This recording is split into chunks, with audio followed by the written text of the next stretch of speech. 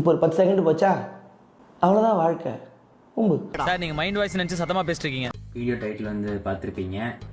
சும்மா தான் எனக்கு வந்து இந்த வீடியோ வந்துட்டு பண்ணணும்னு தோணுச்சு. பிகாஸ் என்னோட அடுத்த வீடியோ வந்துட்டு hating on someone.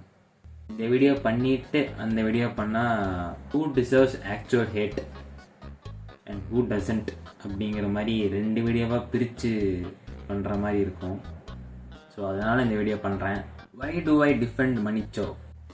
Fan of மணிச்சோ பார்க்குற 10 யூடியூப் சேனல்ஸில் அவங்களும் ஒன்று. I'm also fan of Kamal Haasan. Also I want prove this hate isn't justifiable. அதுவும் ஒரு ஒப்பீனியன் சொன்னதுக்காக, அதுவும் அவங்க ஒப்பீனியனே இல்லை, அவங்க பக்கத்தில் உட்கார்ந்தவங்க இருந்தவங்களோட ஒப்பீனியன், மீண்டும் அதுக்காக இவ்வளோ ஹேட்டா அப்படிங்கிறது வந்துட்டு நான் சொல்லணும். ஒப்பீனியன் வந்துட்டு எல்லாருக்குமே மாறும். எனக்கு வந்து லியோ வந்துட்டு வந்ததுலேருந்தே எனக்கு பிடிக்காது. After coffee shop fight everything in that movie doesn't make sense. எனக்கு லியோ பிடிக்கல. இதை நான் வந்துட்டு வெளியே சொன்னேன்னா, லியோ ரிலீஸ் ஆனதுலேருந்து என்னை போட்டு அடி நடிச்சிருப்பானுன்னு எனக்கு தெரியும். Despite being and Vijay fan. நான் விஜய் ஃபேன் தெரிஞ்சும் நான் லியோ நல்லா இல்லை அப்படின்னு நான் சொன்னேன்னா எனக்கு அடி விழுகும். ஆனால் இன்னைக்கு வந்து லோகேஷ் பொத்தாம்பதும் அடி வாங்கும் போது லியோ வந்துட்டு அடிக்கிறாங்க. ஸோ அவங்களுக்கு தேவையான ஒப்பீனியனை தேவைப்பட்ட நேரத்தில் நம்ம வந்துட்டு சொன்னோம்னா நமக்கு அடி விழுகாதுங்கிற மாதிரி ஒரு இது இருக்குது. And I fucking hate it. நான் வந்து விஜய் ஃபேன் தான். பட் சின்ன வயசுலேருந்தே விஜய் படம் பார்த்ததுனால அதுக்கு வந்துட்டு தனியாக ஒரு மூவிஸ் கூட ஒரு பாண்டிங் இருக்கும், ஒரு கனெக்டிவிட்டி இருக்கும். What is cinema, this is cinema அப்படிங்கிற கேட்டகரிக்குள்ள ஒரு 16 இயர்ஸ்க்கு அப்புறம் அது என்ன அப்படின்னு எக்ஸ்ப்ளோர் பண்ணும் போது தான் கமல்ஹாசன் வருவாங்க. சினிமா ஃபேனா I am a Kamal fan, but as an actress fan I am a Vijay fan. அப்படி ஒரு ஒம்பு இப்படி ஒரு ஒம்புன்னு ஒம்பக்கூடாது. என்ன மேட்ரு வரேன், ஹிப்போக்ரஸி. இவங்களுக்கு ஆக்சுவலாக எதுக்கு அடி விழுந்துச்சுன்னா இந்த 2 கிளிப்ஸ். இந்த 2 கிளிப்ஸ்ல அவங்க என்ன சொல்லியிருப்பாங்க அப்படின்னா, I think Kamal is overrated. Oh, look there, bro. Look at that photo. Look at that nipples.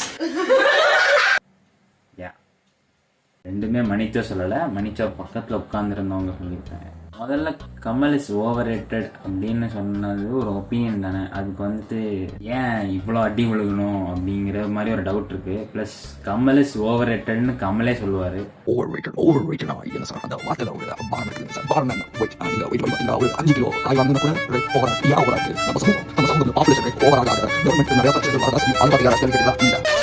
உண்மையில நீங்க ஒரு கமல் ஃபேனா இருந்திருந்தீங்க, அவரோட இன்டர்வியூஸ் முதற்கொண்டு ஃபாலோ அப் பண்றீங்க அப்படின்னா, அவர் எந்தெந்த படத்துல எந்தெந்த உலக சினிமால இருந்து நான் அதை எடுத்து நான் இன்ஸ்பயர் ஆகி நான் எனக்கு ஏத்த மாதிரி பண்ணியிருக்கேன் அப்படின்னு ஆக்சுவலா ஒரிஜினல் கிரியேட்டருக்கு வந்துட்டு கிரெடிட்ஸ் கொடுப்பாரு.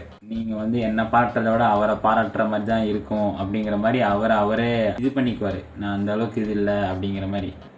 ஆல்சோ கத்துக்கிட்டே இருப்பாரு புதுசு புதுசா. ஸோ அவரை வந்துட்டு ஓவர் ரேட்டட்னு சொல்ற மாதிரி, ஓவர் ரேட்டட்னு சொல்லாம ஹி மீன்ஸ் இட் அப்படிங்கிற மாதிரி நிறைய இடத்துல சொல்லியிருப்பாரு. பட் இவங்க அந்த இதுலலாம் சொல்லலை. நான் வந்துட்டு ஜென்ரலாக கமலை பார்த்து இப்படிதான் சொல்லுவாருங்கிறதுனால நான் இப்படி சொல்கிறேன். இப்போ இவங்க மீன் பண்ணதுக்கு வருவோம். இவங்க வந்து லுக்ஸை வச்சு மீன் பண்ணியிருக்கிற மாதிரி இருக்கும். ஓகேவா, விருமாண்டி லுக்ஸை வச்சு அப்படி சொல்லியிருக்காங்க. விருமாண்டி லுக்ஸுக்கும் ரஜினியை கம்பேர் பண்ணி சொல்லியிருக்காங்க அந்த ஸ்டேட்மெண்ட்டு. வித் இவங்களோட கண்டெக்ஸ்டோட புரிஞ்சு பார்த்தா this is where the hypocrisy comes. அதாவது இது வரைக்கும் எந்த வித ஹீரோயினையும் இவனுங்க செக்ஷுவலைஸ் பண்ணாம அவங்க ஆக்டிங்காகவே அவங்கள ரசிச்சு பார்த்து இத்தனை கமெண்ட் பாஸ் பண்ண மாதிரியும் எல்லாரும் யோக்கிய மாதிரியும், யோக்கியெல்லாம் கிடையாது, அதெல்லாம் நான் இல்லைன்னு சொல்லலை. ஆனா போயிட்டு தேவடியா யூஸ் பண்ற அப்படின்னு சொல்லிட்டு உட்காந்து இஷ்டத்துக்கு அவங்களோட கமெண்ட் செக்ஷன்ல பேசுற அளவுக்கு நீ இதுக்கு முன்னாடி அந்த தப்பை நீ பண்ணதே இல்லையா? தப்பு யார் பண்ணாலும் தப்பு தான். ஆனா நீ பண்றப்போ அது நார்மலைஸ்டா இருக்கு. இப்போ ஃபார் எக்ஸாம்பிள் வந்துட்டு இப்போ நான் வந்துட்டு சமந்தா இஸ் வெரி ஹாட் அப்படின்னு ஒரு கமெண்ட் பாஸ் பண்றேன் அப்படின்னா people collectively agree on that. பொண்ணுங்களுமே அக்ரி பண்ணுவாங்க. ஏன்னா அந்த கமெண்ட் பாஸ் பண்ணது நான் ஒரு பையன். அதை வந்து ஒரு பொண்ணு சொல்றப்போ ஏன் கேரக்டர் அசாசினேஷன் பண்ணி ஒரு எக்ஸ்ட்ரீமுக்கு போய் இருக்கிற எல்லா கெட்ட வார்த்தையும் சொல்லி அவங்கள திட்டணுமா? ப்ளஸ் அந்த பக்கத்துல இருந்த பொண்ணுமே கமல் இஸ் ஓவர் ரேட்டட்னு சொல்லிட்டு ரஜினியை வந்துட்டு கொஞ்சம் மேல வச்சு சொல்ற மாதிரி இருக்கட்டும்னு வச்சுக்கோமே. அது ஒரு ரைவல்ரியான ஃபேன் கிளப் தானே. கமல் ஃபேன்ஸ்க்கு ரஜினி ஃபேன்ஸை பிடிக்காது, ரஜினி ஃபேன்ஸுக்கு கமல் ஃபேன்ஸை பிடிக்காது. ரெண்டு பேரையும் ரசிக்கிற ஃபேன்ஸும் ஒரு குரூப் இருக்கு. ஸோ இந்த ஃபேன்ஸ் வந்து இவங்களை திட்டுறதும் இந்த ஃபேன்ஸ் இவங்களை திட்டுறதும் நீங்க இதுக்கு முன்னாடி பார்த்ததே இல்லையா? இதை விட அசிங்கமா பேசுனது நீங்க பார்த்தது இல்லையா? கமலோட பர்சனல் லைஃபை உள்ள இழுத்து அசிங்கமா பேசி என்னென்னமோ பேசுனது வந்து நீங்க பார்த்தது இல்லையா? கமல் ஃபேன்ஸே கமல் அசிங்கமா பேசுவாங்க, அது தெரியுமா? Kamal has so many controversies. அதுல வந்து இது வந்து ஒரு 0.5% கூட இவங்க பண்ணது ஒரு கான்ட்ரவர்சியாவே ஆயிருக்க கூடாது. அதை கான்ட்ரவர்சி ஆக்கி இதுக்கு முன்னாடி இதை விட பெரிய பிரச்சனைலாம் நடந்துருந்துச்சே, அப்பெல்லாம் பேசாத நீங்க இப்ப ஏன் பேசுறீங்க அப்படிங்கிற மாதிரி இருக்கு. இப்போ விஜய் ஃபேனா இருந்தா அஜித் அசிங்கப்படுத்துறது, அப்புறம் அஜித் ஃபேனா இருந்தா விஜய் அசிங்கப்படுத்துறது வந்துட்டு அவ்வளோ நார்மலைஸ் ஆயிருச்சு ரெண்டு பசங்களுக்குள்ள. அதே மாதிரி இதுக்கு முந்தின ஜென்ரேஷன்ல கமல் ஃபேன்ஸ் ரஜினி ஃபேன்ஸை திட்டிருப்பாங்க, ரஜினி ஃபேன்ஸ் கமல் ஃபேன்ஸை திட்டிருப்பாங்க. அது எந்த எக்ஸ்ட்ரீமுக்கு போயிருப்பாங்க, எந்த எக்ஸ்ட்ரீம்ல போய் சண்டை போடுவாங்கிறது எல்லாருக்கும் தெரியும். அதை இவ்வளோ டோன் டவுனா லுக்ஸ் வச்சு மட்டும் ரஜினியை சொன்னதுக்கு எதுக்கு இவ்வளோ ஹேட்? லைக் லிட்ரலி வை? இது என்னன்னா, ஒரு கட்டத்துக்கு மேல பாய்ஸ் எவ்வளோ செக்ஷுவலைஸ் பண்றாங்கன்னா, அந்த ஹீரோயின்ஸே அவங்கள அந்த இண்டஸ்ட்ரிக்குள்ள ரெலவெண்டா வச்சுக்கிறதுக்காக அவங்களே செக்ஷுவலைஸ் பண்ற நிலைமைக்கு போயிடுவாங்க. இந்த பிரச்சனை இண்டஸ்ட்ரியில காலங்காலமா இருக்கு. இந்த பிரச்சனைக்கு கம்பேர் பண்றப்ப இவங்க பாஸ் பண்ண கமெண்ட் வந்து இவங்களை இந்த அளவுக்கு அபியூஸ் பண்ற அளவுக்கு வருத்துட்டா லூசாடா நீங்க? போய் ஒருத்தங்க அசிங்கமா பேசுறதுக்கு முன்னாடி நம்ம அதை பண்ணியிருக்கோமா இல்லையான்னு கூட யோசிக்க மாட்டீங்களா? பேசிக்கலா அவங்க வந்துட்டு அப்பாலஜி வீடியோலாம் போடுறதுக்கு பதிலாக நீங்களாம் யோக்கியமா இருந்தானே கல்லு தடிங்க அப்படிங்கிற மாதிரி சொல்லியிருக்கலாம். என்ன கேட்டிருந்தா முதல்ல மணிச்சோவே அந்த கமெண்ட்டை பாஸ் பண்ணல, அதுக்கு அவங்க சம்மந்தமே இல்லாம ஒரு அப்பாலஜி வீடியோ வேற. அந்த அப்பாலஜி வீடியோல கமலுக்கு இவ்வளவு ஃபேன் இருக்காங்களா, கமலுக்கு இவ்வளவு ஃபேன்ஸ் இருக்காங்களா அப்படின்னு வேற கேட்டுட்டாங்க. இந்த அளவுக்கு கமல் ஃபேன்ஸ் இருக்காங்கன்னு எனக்கு இதுக்கு முன்னாடி தெரியாது. கமலுக்கு இந்த அளவுக்கு அட்டென்ஷன் வந்தும் நான் பார்த்தது இல்ல. இட் இஸ் ஃபைன், ஏன்னா அது தப்பு தான். ஆனா அதுலயுமே எப்படின்னா, அவங்க பக்கத்துல அந்த உட்கார்ந்து இருந்தாங்களே கமெண்ட் பாஸ் பண்ணாங்க, கமல் ஓவரேட்னு சொன்னாங்க. அவங்க ஏஜ் என்ன, ஒரு 20 கீழே இருக்குமா, 20 இருக்குமா? கடந்த ஒரு 10 வருஷத்துல கமலோட கரியர் பார்க்குமா, இந்தியன் 2 ஃபிளாப், விஸ்வரூபம் 2 ஃபிளாப், கல்கியில ஒரு 5 நிமிஷம் ரோல் தான், உத்தம villain flop. although it is great as a movie, but அது வந்து கமர்ஷியலா ஒரு flop. Papanasam was fucking hit. அதுக்கப்புறம் விஸ்வரூபம் செம ஹிட். மன்மதன் அம்பு போத் அண்டர்ரேட்டட் ஃபிளாப். உன்னை பொருள்வன் box office flop. Dasavatharam hit. 9 படம் தான் நான் சொல்லியிருக்கேன். இந்த 9 படத்துக்கே நான் 2008 போயிட்டேன்னு நினைக்கிறேன். நம்ம வந்து 2025ல இருக்கோம். அதுக்கு பின்னாடி 10 வருஷம் போயினா அன்பே சிவம், அதுக்கப்புறம் ஏராம், அதெல்லாம் 2000ஸ்க்கு அப்புறம் வந்தது. இதுல வந்து ஃபிளாப் தான் ஜாஸ்தி. ஃபினாமினல் ஆக்டிங் இருந்தாலும் கமல் ஃபேன்ஸ் வந்துட்டு கமலையே அப்ரிசியேட் பண்ண மாட்டாங்க கமல் படம் வரும்போது.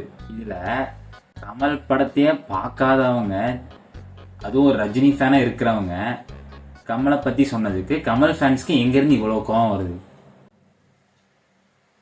நீயே தியேட்டர் போய் படம் பார்க்க மாட்ட, நீயே அப்ரிசியேட் பண்ண மாட்ட, படம் வந்து 10 வருஷத்துக்கு அப்புறம் தான் நீயே படம் நல்லா இருக்குன்னு சொல்லுவ. Hypocrisy man. ஜென்ரலா இந்த ஓவரால் இஷ்யூக்கு வந்துட்டு 3 பேர் ஃப்ரெண்ட் குரூப் வந்துட்டு உட்காந்துருக்காங்க. அவங்க பாட்டுக்கு ஸ்மாஷ் ஆர் பேஸுங்கிறது ஒரு முக்க கான்செப்டுல ஒரு வீடியோ, ஓகேவா? லிட்டரலாக அது வந்து ஒரு செக்ஷுவலைஸ்டு கண்டென்ட் தான். அது என்னன்னு உங்களுக்கு தெரியாது. இதுக்கு முன்னாடி வேற வெஸ்டர்ன் கல்ச்சர்ஸ்ல அந்த ஸ்மாஷ் ஆர் பேஸ் அப்படிங்கிற டைட்டில் நீங்க வீடியோஸ் பார்த்தது இல்லை, அப்படிதானே? நீங்க ஒரு ஃப்ரெண்ட் குரூப்பா இருக்கும்போது நீங்க எந்த மாதிரிலாம் பேசுவீங்க? உங்களுக்கும் ஒரு பர்சனல் ஸ்பேஸ் இருக்கும்ல, அதுல எந்த மாதிரிலாம் யோசிப்பீங்க, என்ன பேசுவீங்க, எந்த மாதிரி கமெண்ட்ஸ் பாஸ் பண்ணுவீங்க, எந்த மாதிரி மீம்ஸ் அதான் அமுக்கணும், கடிக்கணும், பதம் பார்க்கணும், இதெல்லாம் மீம்ஸ் ஆக்கி நார்மலைஸ் பண்ண குரூப் தானே நீங்க. அதுக்கப்புறம் ஒரு 2 வீக்ஸ் பேக் வந்துட்டு இந்த மீம் கிரியேட்டர்ஸ்லாம் டிஎம்ல போய் அப்யூஸ் பண்றது, செக்ஷுவலைஸ் பண்ணி சேட் பண்றது, அதெல்லாம் நடந்துச்சு. அப்போ திட்டினவங்க நீங்க தானே. உண்மையிலே இவங்களெல்லாம் நீங்க வந்து இந்த அளவுக்கு ஹேட் பண்ணீங்களா, இல்ல இந்த அளவுக்கு உங்களை நீங்களே நம்ம வந்து இப்படி தப்பு பண்ணிட்டோம் அப்படின்னு சொல்லிட்டு ஹேட் பண்ணிட்டீங்களா, இல்ல இதெல்லாம் நார்மலைஸ் பண்ணது யாரு? நீங்க பண்ணும்போது நார்மலைஸ், அவங்க பண்ணும்போது அது வந்து பெரிய தப்பு அப்படிங்கறது எங்க வந்து நீங்க கோடு பிரிக்கிறீங்க அப்படிங்கறதெல்லாம் கேட்டுக்க மாட்டீங்களா உங்களுக்கு நீங்களே? இது எல்லாத்தையும் சொல்லிட்டு கடைசியா நான் என்ன சொல்ல வரேன்னா, அந்த கமெண்ட்ஸ் பாஸ் பண்ணது மன்னிச்சோவே கிடையாது. மன்னிச்சோவைய இந்த அளவுக்கு அசிங்கமா திட்டுறாங்க.